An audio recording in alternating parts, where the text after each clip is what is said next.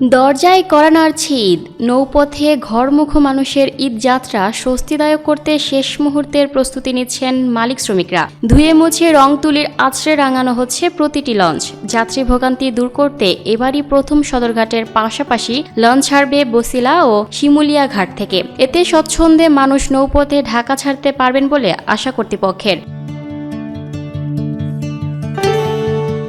Terminal ঘুরে দেখা গেছে রং তুলির আছড়ে নতুনভাবে সাজছে যাত্রীবাহী লঞ্চ। ঘরমুখো মানুষের নিরাপদ যাত্রা নিশ্চিত করতে কর্মব্যস্ত সময় পার করছে লঞ্চ সংশ্লিষ্টরা। ঈদ যাত্রায় দক্ষিণাঞ্চলের মানুষের অন্যতম পছন্দের বাহন লঞ্চ। সড়কপথের তুলনায় লঞ্চে যানজট ও ভোগান্তি কম থাকায় এ পথে চাপও থাকে বেশি। যাত্রী প্রত্যাশা মাথায় রেখে তাই লঞ্চগুলো ধুয়ে মুছে নতুন রূপ দিচ্ছেন শ্রমিকরা। নৌপথের এই যাত্রা অন্যান্য বারের চেয়ে আরও গতিময় করে তুলতে এবার নতুন উদ্যোগ নিয়েছে সংশ্লিষ্ট কর্তৃপক্ষ।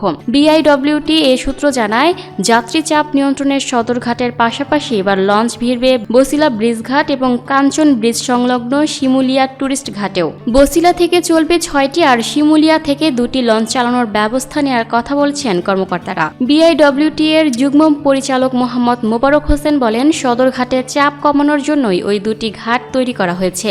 এ 2টি ঘাট থেকে আমরা দিনের বেলা লঞ্চ চালাবো। লঞ্চ মালিকরা বলছেন, এবারের ঈদে লম্বা ছুটিতে মানুষের ঢল নামবে নৌপথে, তাই সর্বোচ্চ প্রস্তুতি নিচ্ছেন তারা। 17 মার্চ থেকে নৌপথে শুরু হবে ঈদ যাত্রা। সদরঘাট থেকে 33টি রুটে লঞ্চ চলাচল করলেও ঈদের মৌসুমে আরও 5টি নতুন রুট যোগ হয়েছে। Lucky Akter, up to date news, Dhaka.